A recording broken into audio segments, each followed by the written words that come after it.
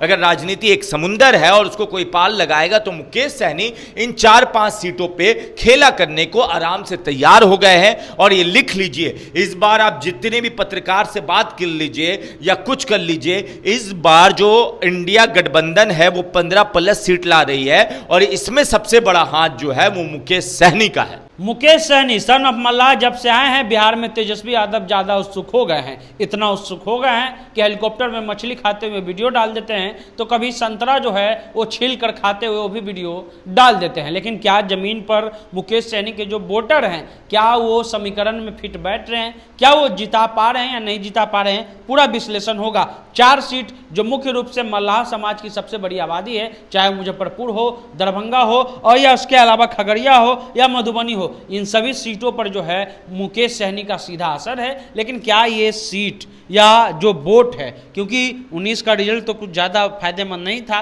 क्या इस बार मुकेश सहनी के जो वोटर हैं, क्योंकि उन्होंने कसम खाया है कि भाई गंगा जल लेकर के हम वोट देंगे तो मुकेश सहनी को देंगे, वोट तभी देंगे जब आरक्षण मिलेगा, क्या जमीन पर कोई फायदा हो रहा है? देखिए, जमीन पे फायदा हो रहा है इसका गवाह बहुत सारा वीडियो है। हाँ। ठीक है, हम लोग गए थे जमुई, वहां लोग चिल्ला चिल्ला के कह रहे हैं कि ना हम मोदी को जानते हैं ना हम तेजस्वी को जानते हैं, हमारे समाज की सहनी बात कर रहे हो और हम मुकेश सहनी को जानते हैं। अब मुकेश सहनी के आने से बिहार के 40 लोकसभा पे थोड़ा थोड़ा तो सबको फायदा होगा, इंडिया गठबंधन को, मगर 4 से 5 ऐसी सीट है जहां पे जीत और हार तय कर देंगे मुकेश सहनी। मतलब महागठबंधन में आने से 5 सीट आरजेडी आंख बंद करके जीत सकती है अगर मेहनत अच्छे से कर दे तो।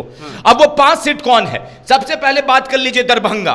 दरभंगा का समीकरण क्या है? अभी यहां से क्या दरभंगा में मुस्लिम 3.5 लाख है, यादव 3 लाख है, 6.5 लाख हो गया, सहनी यहां पे 2.25 लाख के आसपास है। ठीक है, अब देखिए पिछले बार क्या हुआ था, सहनी इधर ही थे मगर मोदी लहर थी और वहां पे आरजेडी में भी खुद बगावत थी, मगर इस बार ना वो मोदी लहर है ना आरजेडी में बगावत है और इस बार आरजेडी ने अपना यादव कैंडिडेट भी दे दिया है, तो 3.5 लाख वोट उसके साथ में मुस्लिम और सहनी 8.5 लाख वोट में से 4.5 लाख वोट पोल होगा और आंख बंद करके दरभंगा निकल जाएगा। दरभंगा एकदम मक्खन की तरह हो गया आरजेडी का और वो वजह मुकेश सहनी थे। ठीक है, अब मुकेश सहनी के आने से ये सारा फायदा हुआ। अब खगड़िया में किससे लड़ाई है? चिराग के नए नेता जिनके बारे में कह रहा है कि गांधी जी के बदौलत इधर आ गए हैं, राजेश वर्मा का अपना कोई पावर नहीं है। अभी खगड़िया है इनके पास, हमारे आरजेडी के पास। ठीक है, अब वहां का समीकरण समझिए, वहां भी यादव की आबादी 3.25 लाख के आसपास है, मुस्लिम 1.5 लाख है, निषाद 1.5 लाख, कुशवाहा 2.5 लाख, स्वर्ण सब मिलाकर 1.5 लाख और SC ST 1.5 लाख। ठीक है, अब खगड़िया पिछले बार खुद मुकेश सहनी लड़े थे, 2,22,000 या 42,000 वोट लेकर आए थे, मगर इस बार समीकरण बदल रहा है और इस बार निषाद मोदी जी को नहीं देख रहा है। और लेफ्ट को खगड़िया दिया भी गया, लेफ्ट को का वोट अपना है, खगड़िया लेफ्ट का अपना वोट है, जो आप कह लीजिए कि SC ST वोट भी लेफ्ट का ही माना जाता है, इसमें कोई शक नहीं है। तो SC ST vote plus Yadav Muslim vote और निषाद वोट 1.5 लाख जुट जाएगा। तो मुकेश सहनी के आने से दरभंगा प्लस आपको खगड़िया, इसमें भयानक फायदा देखने को मिलेगा आपको। तो आप ये समझिए कि 2 सीट जो आप हार चुके थे वो सीट आप जीतने के कगार पर पहुंच चुके हैं। अब इसके बाद बात आती है कि भाई और कौन सा सीट है जिसपे खेला हो सकता है? मुजफ्फरपुर में देखिए पिछले बार मुकेश सहनी के ही सहयोगी लड़े थे, मुकेश सहनी के पार्टी से, और लगभग 3-3.5 लाख 4 लाख से हारे थे। किससे हारे थे? अजय निषाद से हारे थे। अब अजय निषाद किधर है?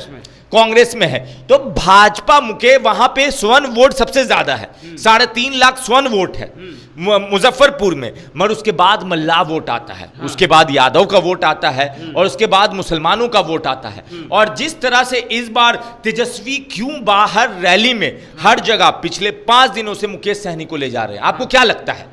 आप जमीन पे समीकरण हो, इकट्ठा हो, यही चीज है। और तेजस्वी जितनी रैली कर रहे हैं हेलीकॉप्टर में साथ बैठा के कर रहे हैं, हर जगह ले जा रहे हैं, तो ये मुजफ्फरपुर की सीट वो भले ही टाइट फाइट होगी, ठीक है, अगर अजय निषाद आ जाते हैं तो फिर ये सीट हार जाएंगे।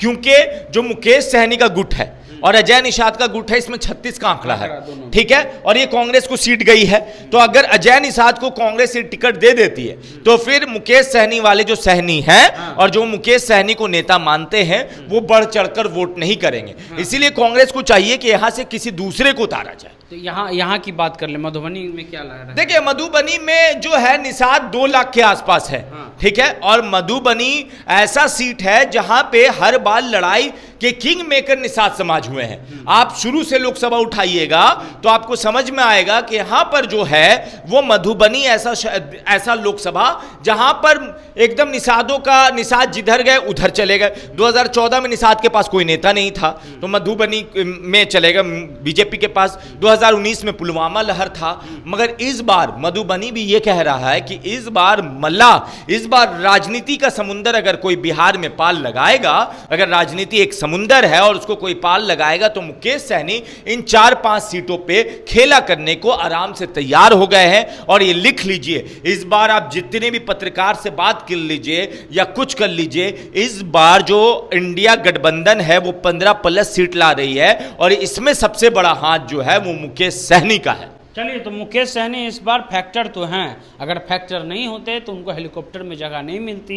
हेलीकॉप्टर में जहां भी जा रहे हैं तेजस्वी यादव साथ में लेकर के जा रहे हैं। उसके अलावा एक समीकरण भी बनाने की कोशिश कर रही है जलवंशी, यदुवंशी और जो माइनॉरिटी का वोट है वो तो आरजेडी के पास है ही। तो ऐसे में एक बड़ा समीकरण के रूप में और मुकेश सहनी एक बड़ा नेता के रूप में उभरते हुए नजर आ रहे हैं। जमीन पर उनका जो वोटर है वो मुकेश सहनी के लिए पागल है। हमने खुद ग्राउंड रिपोर्ट करके ये महसूस किया है। फिलहाल आप द इंटरव्यू इंडिया देख रहे थे।